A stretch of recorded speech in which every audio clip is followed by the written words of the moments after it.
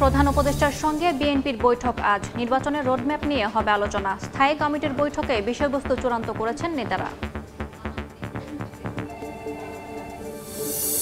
ঢাকায় মার্কিন দুই উপসহকারী পররাষ্ট্রমন্ত্রী বিভিন্ন দল ও উপদেষ্টার সঙ্গে করবেন বৈঠক। ১৫ বছর পর কাল সচিব পর্যায়ে বৈঠকে বসছে বাংলাদেশ পাকিস্তান।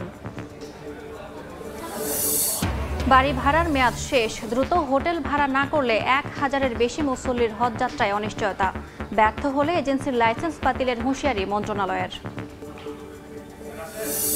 বিভিন্ন জেলায় সড়ক অবরোধ পলিটেকনিক শিক্ষার্থীদের। সুনামগঞ্জ মেডিকেল কলেজ শিক্ষার্থীদের বিক্ষোভ। কুয়েটে ভিসির পদত্যাগ দাবিতে আন্দোলন।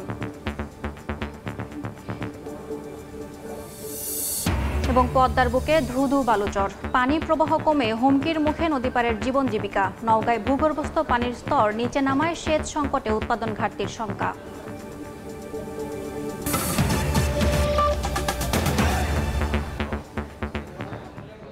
সময় সংবাদের সঙ্গে আছি আমি ইয়াসমিন অনন্যা।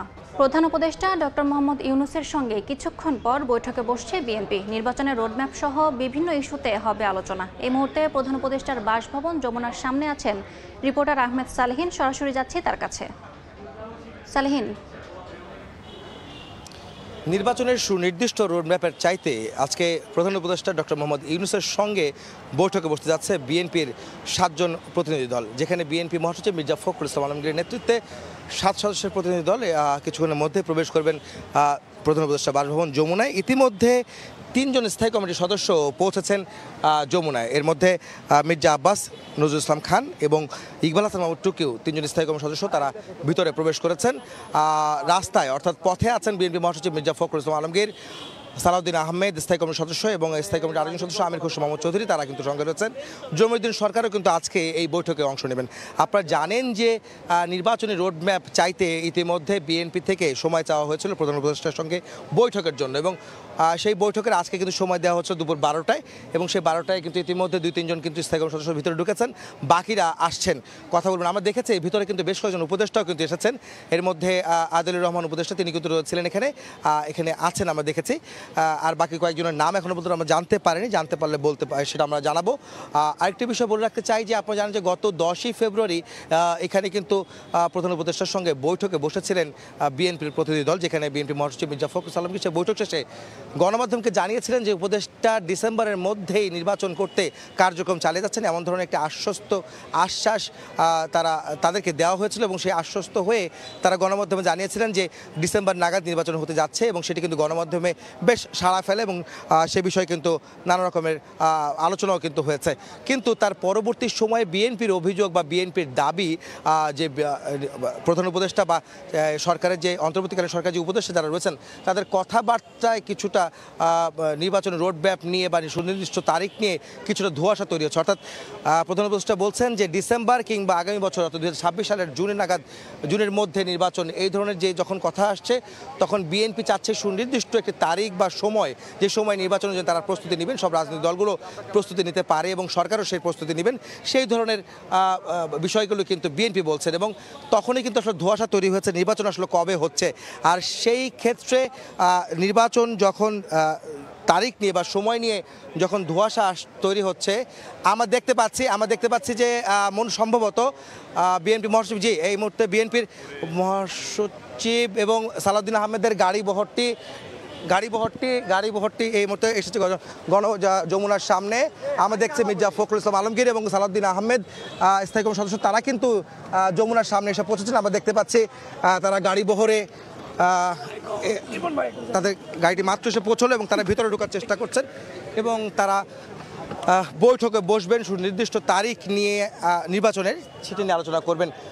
আপনারা দেখতে পাচ্ছেন যে গণমাধ্যমের কর্মীরাও বেশ তাদের দায়িত্ব পালনে রয়েছেন।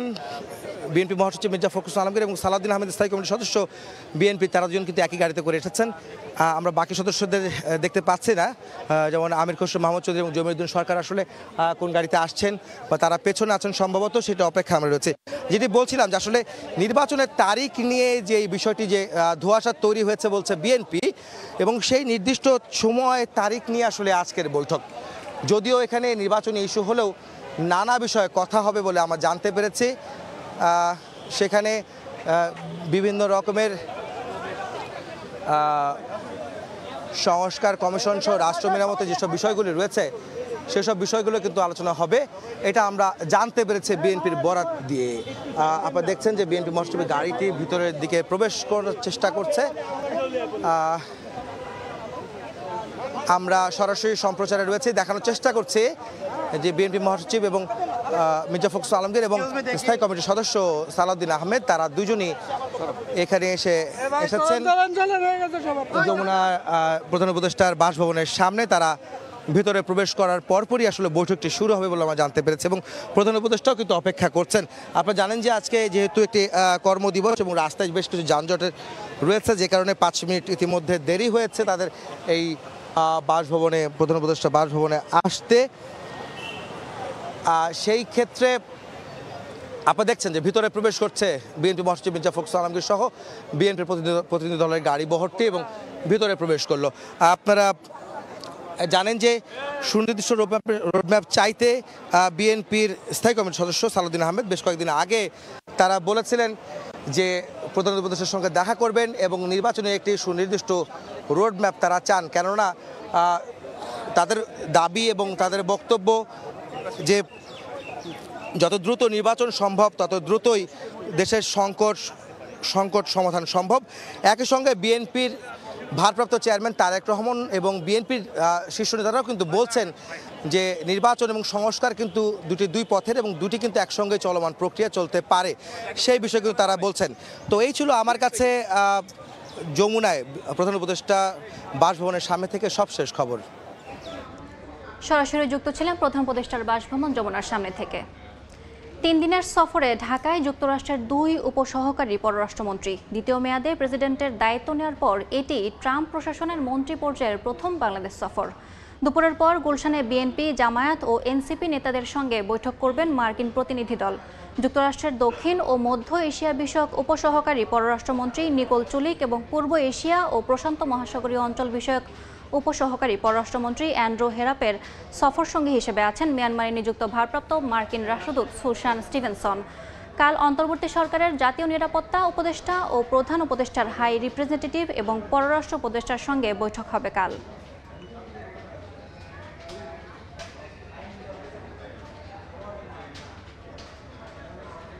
এ নিয়ে বিস্তারিত জানাতে এই মুহূর্তে রাজধানী গুলশানের ইএমকে সেন্টারের সামনে আছেন রিপোর্টার শাতিলা শারমিন। সরাসরি যাচ্ছি তার কাছে। যে বাসাটির সামনে, এটা আসলে মার্কিন যুক্তরাষ্ট্রের যে অ্যাম্বাসি রয়েছে বাংলাদেশে, সেই অ্যাম্বাসিতে যে হেড অফ মিশন অর্থাৎ ডেপুটি হেড অফ মিশনের বাসভবন কিন্তু এটি। এই বাসভবনটিতে আমরা আগেও দেখেছি যে মার্কিন যুক্তরাষ্ট্রের যে প্রতিনিধি দলগুলো আসলে বাংলাদেশ সফর করে তাদের অনেকগুলো বৈঠক কিন্তু আমরা এই বাসভবনটিতে হতে দেখেছি। এর পূর্বতন যে কর্মকর্তারা ছিলেন তাদেরও কিন্তু তাদের সঙ্গে বৈঠকগুলো আমরা এখানে হতে দেখেছি। এখানে যে বৈঠকগুলো হওয়ার কথা রয়েছে সেটি হচ্ছে যে বাংলাদেশের যে প্রধান যে রাজনৈতিক দলগুলো রয়েছে, অর্থাৎ বলি যদি বিএনপি, জামায়াতে ইসলামী এবং যে জাতীয় নাগরিক পার্টি অর্থাৎ নতুন যে দলটি রয়েছে সেই দলটির সঙ্গে এক বৈঠকের কথা শোনা যাচ্ছে। বৈঠক করছেন বাংলাদেশের সফররত 3 দিনের সফররত একটি প্রতিনিধি দল। এই প্রতিনিধি দলে আগেই জানিয়েছিলাম যে 2 জন সহকারী পররাষ্ট্রমন্ত্রী রয়েছেন। 2 জন সহকারী পররাষ্ট্রমন্ত্রীর মধ্যে ভোরে আজকে ঢাকায় পৌঁছেছে নিকোল চুলিক। তিনি আসলে বাংলাদেশের যে বর্তমান যে অন্তর্বর্তী সরকার, সেই অন্তর্বর্তী সরকারের সময় প্রথম কিন্তু এই উচ্চ পর্যায়ের এই প্রতিনিধি দলটি বাংলাদেশ সফর করছে এবং বাংলাদেশ সফরের মধ্যে দিয়ে একটি জিনিস আসলে যেটি কূটনৈতিক মহল সেটি মনে করছেন যে যুক্তরাষ্ট্রের যে নতুন যে ট্রাম্প প্রশাসন অর্থাৎ প্রেসিডেন্টের যে কি ধরনের সম্পর্ক হবে বাংলাদেশের সঙ্গে। আমরা একটি শুল্ক বাণিজ্যের নিষেধাজ্ঞা দেখেছি শুল্কের ক্ষেত্রে, সেই সব বিষয়ে এছাড়া যুক্তরাষ্ট্র দীর্ঘদিন ধরে যে মানবাধিকার এবং গণতন্ত্রের প্রশ্ন তুলছে, জাতীয় নির্বাচনের প্রশ্ন তুলছে, সেই বিষয়গুলো কিন্তু এই যে বৈঠকগুলো আছে এই বৈঠকগুলোতে মূলত ফুটে উঠবে। এছাড়া আগামীকাল বৃহস্পতিবার যে সরকারি পর্যায়ে অর্থাৎ সরকারের যে ব্যক্তিবর্গ রয়েছেন, প্রধান উপদেষ্টা এবং পররাষ্ট্র উপদেষ্টা, তাদের সঙ্গেও কিন্তু বৈঠক করার কথা রয়েছে এই প্রতিনিধি দলটির। সরাসরি যুক্ত ছিলাম গুলশানের ইএমকে সেন্টারের সামনে থেকে। এদিকে 15 বছর পর বাংলাদেশ পাকিস্তান পররাষ্ট্র সচিব পর্যায়ে বৈঠককাল। অংশ নিতে আজ ঢাকায় আসছেন দেশটির পররাষ্ট্র সচিব আমনা বালুচ। মন্ত্রণালয় সূত্রে জানা গেছে, রাষ্ট্রীয় অতিথি ভবন পদ্মায় বৃহস্পতিবার সকালে অনুষ্ঠেয় বৈঠকে পররাষ্ট্র সচিব আমনা বালুচ পাকিস্তানের নেতৃত্ব দেবেন। মধ্যাহ্নভোজের পর পররাষ্ট্র উপদেষ্টা মোহাম্মদ তৌহিদ হোসেন এবং এরপর প্রধান উপদেষ্টা ডক্টর মোহাম্মদ ইউনুসের সঙ্গে সৌজন্য সাক্ষাৎ করবেন আমনা বালুচ। এতে যোগ দেবেন সুশীল সমাজের প্রতিনিধিরা।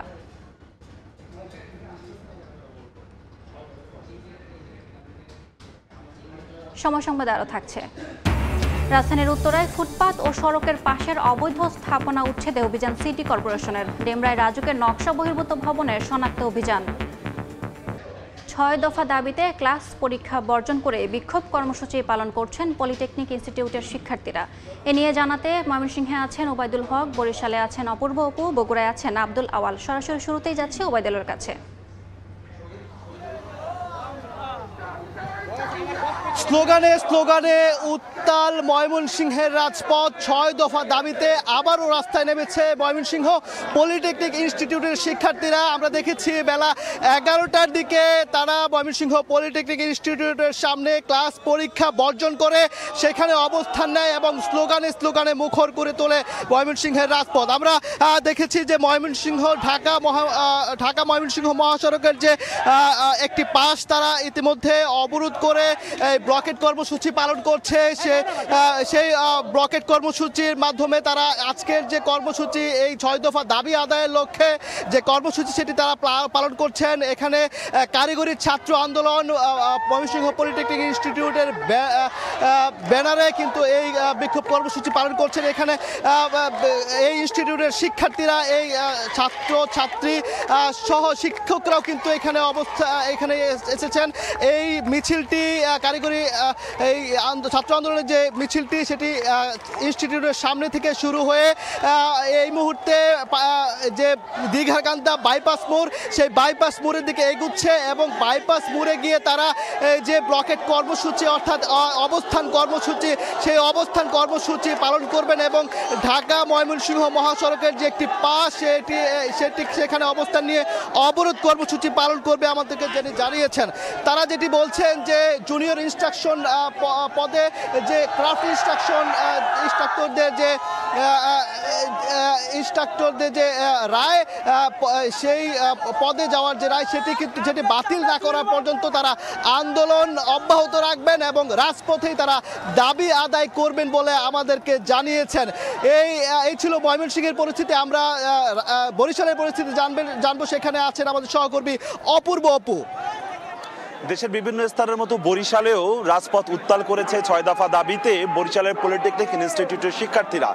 সকালে 11টায় তাদের ক্যাম্পাস কার্যালয়ের থেকে শহরের বিভিন্ন সড়ক ঘুরে এই মুহূর্তে তারা বরিশালের কেন্দ্রীয় নতুল্লাবাদ বাস টার্মিনাল এলাকায় এসে এই সড়কটি অবরোধ করেছে। কার্যত এখান থেকে যান চলাচল সব বন্ধ হয়ে গেছে। ঢাকা বরিশাল রুটের কিংবা অভ্যন্তরীণ রুটের বরিশালে যে বাসগুলো চলাচল করে সেই বাস কিন্তু এখান থেকে চলাচল বন্ধ হয়ে গেছে। তাদের 6 দফা দাবির পূর্ব ঘোষণা অনুযায়ী তারা এখানে অবস্থান নিয়ে শান্তিপূর্ণভাবেই তারা এই দাবির পক্ষে দাবি আদায়ে তারা এই আন্দোলন কর্মসূচি করছে। এখানে বিপুল সংখ্যক আইন শৃঙ্খলা রক্ষাকারী বাহিনীর সদস্যরা রয়েছে। তারা যে 6 দফা দাবি নিয়ে আজকে নেমেছে, আমরা সে বিষয়ে কথা শুনবো। কি 6 দফার মধ্যে রয়েছে আপনাদের? আমাদের 6 দফার ভিতরে প্রথম রয়েছে জুনিয়র ইনস্ট্রাক্টর পদে ক্রাফট ইনস্ট্রাক্টরদের যে অবৈধভাবে একটা নিয়োগ দেওয়া হয়েছে সেই নিয়োগটা বাতিল করতে হবে এবং হাইকোর্টে যে যারা মামলা করেছিল তাদের বিরুদ্ধে আইনি ব্যবস্থা নিতে হবে। আমাদের দ্বিতীয় দাবিটি হচ্ছে কারিগরি সেক্টরের মান উন্নয়নের জন্য আমাদের কারিগরি যে পর্ব পরিকল্পনা এটা পরিবর্তন করতে হবে এবং আমাদের কারিগরি সেক্টরের শিক্ষা ব্যবস্থা ইংরেজিতে করতে হবে এবং কারিগরি পরিচালনা সেক্টরের যে জনবল আছে তা কারিগরি সেক্টর থেকে নিয়োগ দিতে হবে। তা নাহলে আমাদের কারিগরি সেক্টরের মানটা ক্ষুণ্ণ হচ্ছে। তারপরে আমাদের ক্ষেত্রে উচ্চশিক্ষার জন্য একটা মাত্র বিশ্ববিদ্যালয়, এক্ষেত্রে আমাদের জন্য একটি টেকনিক্যাল বিশ্ববিদ্যালয় স্থাপন করতে হবে এবং দেশে যে 4টি ইঞ্জিনিয়ারিং কলেজের কাজ চালু আছে সেটি দ্রুত বাস্তবায়ন করে আমাদের ডিপ্লোমা ইঞ্জিনিয়ারদের জন্য শতভাগ একদম স্পষ্ট তাদের দাবিগুলো কিন্তু একদম স্পষ্ট সবার কাছে। তারা বলছেন তারা যৌক্তিক দাবি নিয়ে দিনের পর দিন আন্দোলন করে আসছে কিন্তু কার্যত তাদের ফলাফল আসছে না। সেজন্যই আজকে তারা সড়ক অবরোধ করে এখানে তারা এই অবস্থান কর্মসূচিটি নিয়েছে। কিছুটা ভোগান্তি তৈরি হয়েছে সাধারণ মানুষের, কারণ এখান থেকে সব ধরনের যান চলাচল বন্ধ হয়ে গেছে। তবে আন্দোলনকারী বিক্ষুব্ধ শিক্ষার্থীরা বলছে তারা তাদের যৌক্তিক আন্দোলনটি নিয়েই তারা রাজপথে আছে। তারা কাউকে ভোগান্তি দিতে চান না। তারা সরকারের সাথে একাধিকবার কথা বলেছে, তাদের প্রতিনিধিরা, কিন্তু সরকারের পক্ষ থেকে এখন পর্যন্ত কোনো সমাধান না আসার কারণেই তারা আজকে আবারও এই আন্দোলন কর্মসূচি নিয়ে বরিশালের কেন্দ্রীয় বাস টার্মিনাল এলাকা অবরোধ করেছে এবং দাবি আদায় না হওয়া পর্যন্ত তাদের আন্দোলন কর্মসূচি কেন্দ্রীয় কর্মসূচির সাথে একত্রতা হয়েই তারা আন্দোলন কর্মসূচি অব্যাহত রাখবেন বলে ঘোষণা দিয়েছে। দেশের বিভিন্ন স্থানে আন্দোলন চলছে। আমরা এখন যেতে চাই এখন বগুড়ায় আব্দুল আওয়াল রয়েছে, আওয়ালের কাছ থেকে জানবো সেখানকার আন্দোলনের কর্মসূচি। সারা দেশের মতো 6 দফা দাবিতে বগুড়া পলিটেকনিকের শিক্ষার্থীরাও কিন্তু সারা দেশের মতো বগুড়াতেও কিন্তু 6 দফা দাবিতে বগুড়া পলিটেকনিকের শিক্ষার্থীরা ঢাকা রংপুর যে মহাসড়ক রয়েছে শহরের বনানী এলাকায়, সেই মহাসড়কটি কিন্তু অবরোধ করে বিক্ষোভ প্রদর্শন করছেন প্রায় ঘন্টা ব্যাপীরও বেশি সময় ধরে। আমরা দেখেছি যে এই যে মহাসড়ক অবরোধটি শিক্ষার্থীরা করেছে, এতে করে ঢাকা রংপুর মহাসড়কের যেই যান চলাচল সেটি কিন্তু বন্ধ হয়ে গিয়েছে। এর পাশাপাশি কিন্তু বগুড়া শহরের যেই সড়কটি রয়েছে, শহরের সাতমাথা বনানী সড়ক, এই সড়কে কিন্তু যান চলাচল বন্ধ হয়ে গিয়েছে। এতে করে সাধারণ মানুষরা কিন্তু ভোগান্তিতে পড়েছেন এবং ইতিমধ্যে কিন্তু এই যে মহাসড়ক যে অবরোধ স্থল, এখানে কিন্তু যেই জেলা প্রশাসনের পক্ষ থেকে একজন নির্বাহী ম্যাজিস্ট্রেট এবং একজন অতিরিক্ত পুলিশ সুপার এসেছেন আসলে শিক্ষার্থীদের সঙ্গে কথা বলার জন্য। এছাড়াও আমরা দেখেছি যে বিক্ষোভের শুরুতে কিন্তু শিক্ষার্থীরা এখানে টায়ার জ্বালিয়ে তাদের বিক্ষোভ প্রদর্শন করেছে। তবে যে সমস্ত রোগী রয়েছেন যাতায়াতকারী, তারা কিন্তু বিভিন্ন সিএনজি বা অ্যাম্বুলেন্স কিন্তু শিক্ষার্থীরা তারা এই প্রোটোকল দিয়ে পার করে দিয়েছেন এবং এখন পর্যন্ত কিন্তু শিক্ষার্থীরা তারা এখানে শান্তিপূর্ণভাবে অবস্থান নিয়ে তাদের যেই দাবিগুলো 6 দফা সেগুলো কিন্তু জানিয়ে যাচ্ছেন। তবে ঢাকা রংপুর মহাসড়কের যেই যান চলাচল সেটি কিন্তু একদম স্থগিত হয়ে গিয়েছে। বিশেষ করে মহাসড়কের দুই পাশেই কিন্তু আসলে যানবাহনগুলো যেই চলাচল করে সেগুলো কিন্তু আটকে গিয়ে আসলে যানবাহন চলাচল থমকে এবং শিক্ষার্থীরা বলছেন যতক্ষণ পর্যন্ত ঢাকা থেকে কেন্দ্রীয়ভাবে তাদেরকে আসলে তাদের যে দাবি দেওয়ার বিষয়ে আশ্বস্ত করা না হবে ততক্ষণ পর্যন্ত কিন্তু তারা এখানে মহাসড়ক ছাড়বেন না এবং তাদের যেই মহাসড়ক অবরোধ করে তাদের দাবি কিন্তু তারা জানিয়ে যাবেন।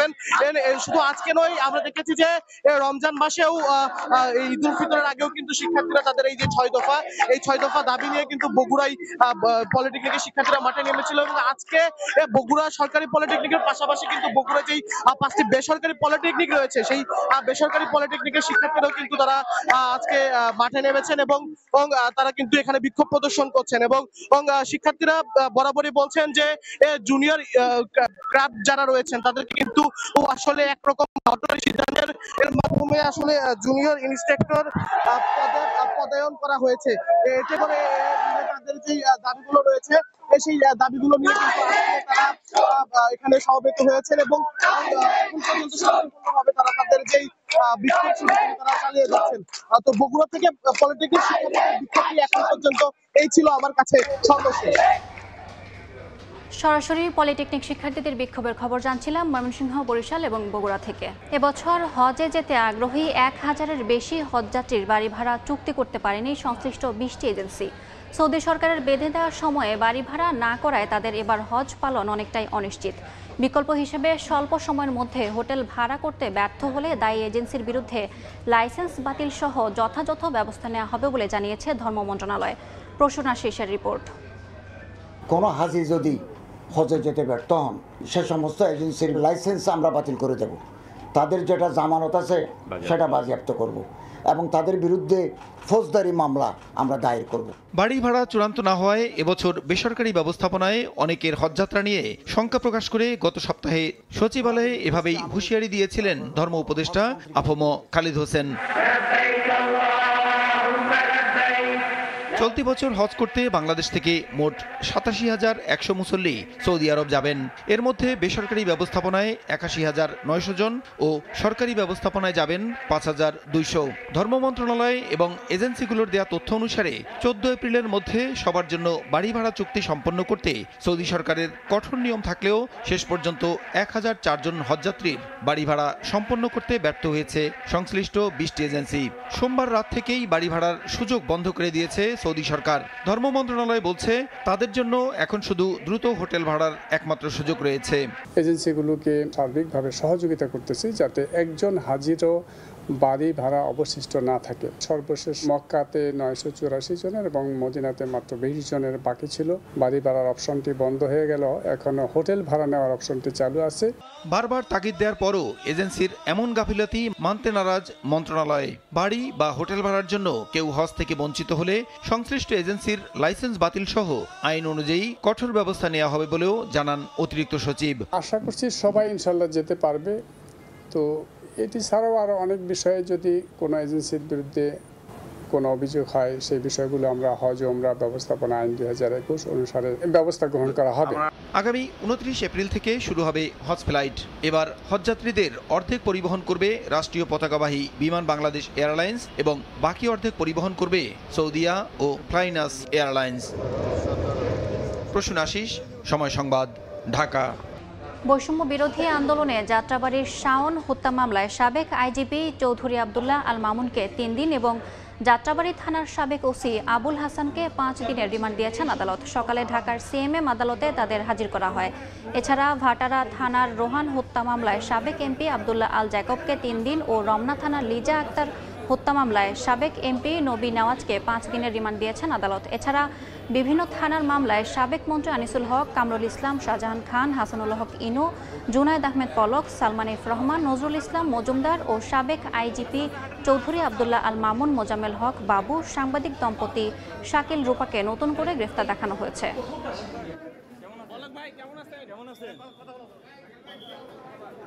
এবার বাণিজ্যের সংবাদ।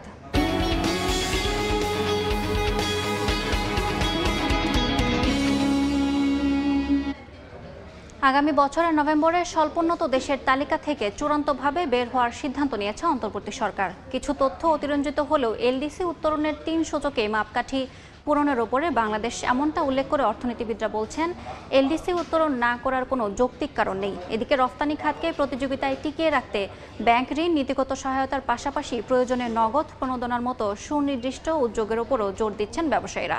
ইয়ানুর শিফাতের প্রতিবেদনে বিস্তারিত। 2026 সালে স্মুথ ট্রানজিশন স্ট্র্যাটেজি আমরা প্রিপারেশন হিসেবে করব। বাংলাদেশের পারফরমেন্স তো ওভারঅল সন্তোষজনক। সরকারের সিদ্ধান্ত চূড়ান্ত। আগামী বছরই এলডিসি বা স্বল্পোন্নত দেশের তালিকা থেকে বের হবে বাংলাদেশ। যদিও গেল আগস্টে হাসিনা সরকার পতনের পর এলডিসি থেকে উত্তরণ পিছিয়ে দেওয়ার পক্ষে দাবি তুলে ধরে ব্যবসায়ী সহ বিভিন্ন মহল। এলডিসি গ্র্যাজুয়েশনের জন্য বাংলাদেশ আসলে কতটা প্রস্তুত?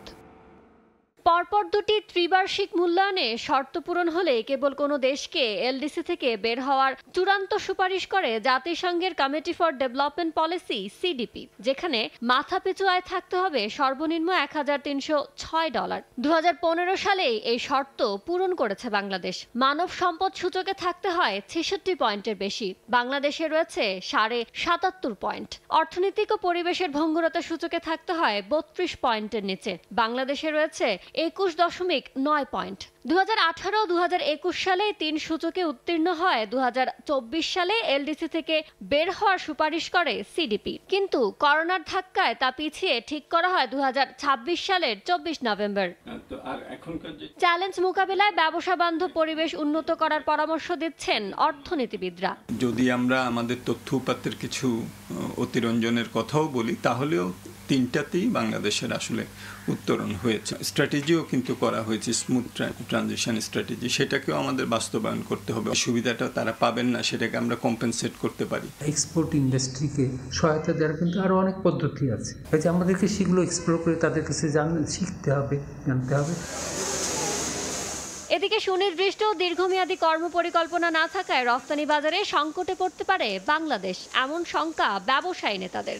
WTO রুলসের আন্ডারেই অনেক রকম ভাবে সেটাকে কভার আপ করা যায়, কিন্তু আমি এখন পর্যন্ত সরকারের সেরকম কোনো পদক্ষেপ দেখছি না। ব্যাংক ঋণ থেকে শুরু করে পলিসি সাপোর্ট থেকে শুরু করে যারা রপ্তানির সাথে সরাসরি জড়িত তাদের কম্পিটিটিভনেস টিকে রাখার জন্য সেই দিকে আসলে যেতে হবে। সংকট শঙ্কা দূর করতে এসএমই ও ব্যাংক খাত এবং পুঁজি বাজারকে শক্তিশালী করার পাশাপাশি আমদানি বিকল্প পণ্যের উৎপাদন বাড়ানোর দিকে বিশেষ নজর দেওয়ার তাগিদ দিচ্ছেন অর্থনীতিবিদ ও ব্যবসায়ীরা। ক্রাইটেরিয়া ফুলফিল যে আমরা করছি। ইয়ানুর শিফাত, সময় সংবাদ, ঢাকা। রাজধানীর উত্তরায় অবৈধ স্থাপনা উচ্ছেদে অভিযান চালাচ্ছে ঢাকা উত্তর সিটি কর্পোরেশন। সেখানে আছেন সহকর্মী আতাউর কাউসার। বিস্তারিত জানতে সরাসরি যাচ্ছি তার কাছে। কাউসার,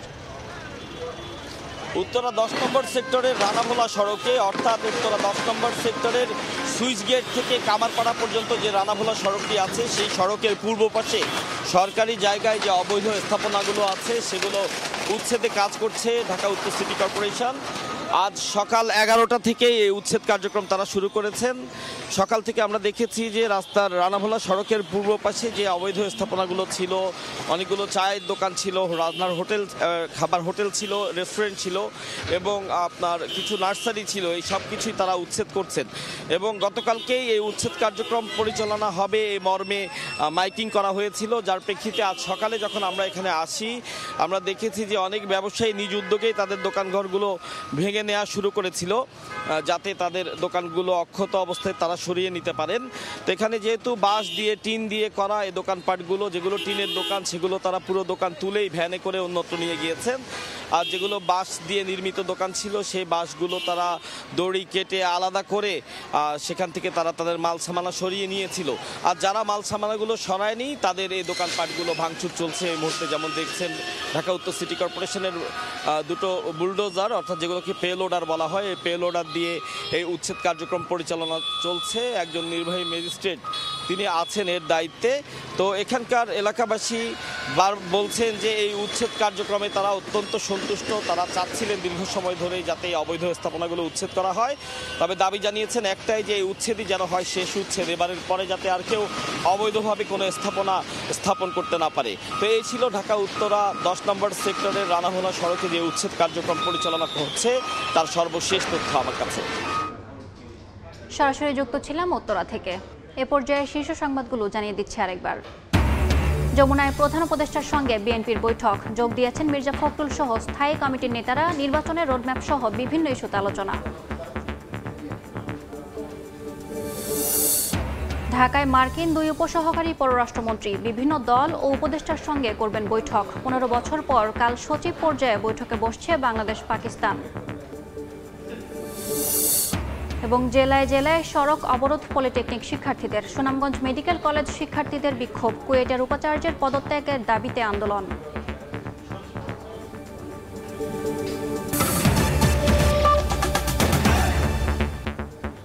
এই ছিল সময় সংবাদে, সঙ্গে থাকুন সময়ের।